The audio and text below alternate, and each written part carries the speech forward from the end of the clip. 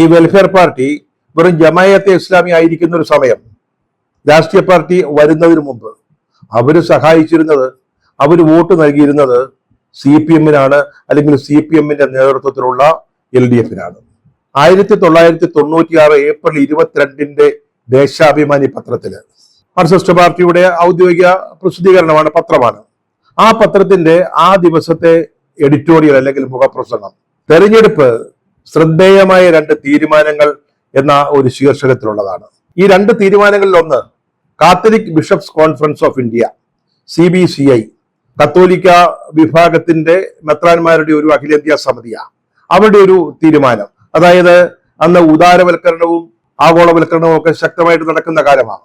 ഇത് പാവങ്ങൾക്കെതിരാണ്. അപ്പൊ അതിനെതിരായിട്ട് സമാന മനസ്കരുമായിട്ട് ചേർന്ന് നിൽക്കണം. സമാന മനസ്കർ എന്ന് പറഞ്ഞാൽ ഇവിടെ CPM, LDF അവരാണല്ലോ ഉദാരീകരണത്തെ എതിർത്തിരുന്നത്. അങ്ങനെ ഒരു തീരുമാനം Catholic bishops conference of India എടുത്തിരുന്നു. അതിനെക്കുറിച്ച് നേരത്തെ തന്നെ ക്രിസ്തുവിന്റെ ശബ്ദം എന്നോ മറ്റോ പേരില് അവരൊരു എഡിറ്റോറിയൽ മുഖപ്രസംഗം എഴുതിയതാ. പിന്നീട് ആ തെരഞ്ഞെടുപ്പിൽ 1996 തെരഞ്ഞെടുപ്പിൽ LDF-ന് അനുകൂലമായിട്ട് വോട്ട് ചെയ്യണമെന്ന്, അല്ലെങ്കിൽ LDF-നെ പിന്തുണയ്ക്കുന്നതിന് ജമായത്തെ ഇസ്ലാമി തീരുമാനിച്ചു. ഈ 2 തീരുമാനങ്ങളെ മുക്തകണ്ഠം പ്രശംസിച്ചുകൊണ്ട് എഴുതിയ എഡിറ്റോറിയലാണ് ഞാൻ ഈ പറഞ്ഞത്.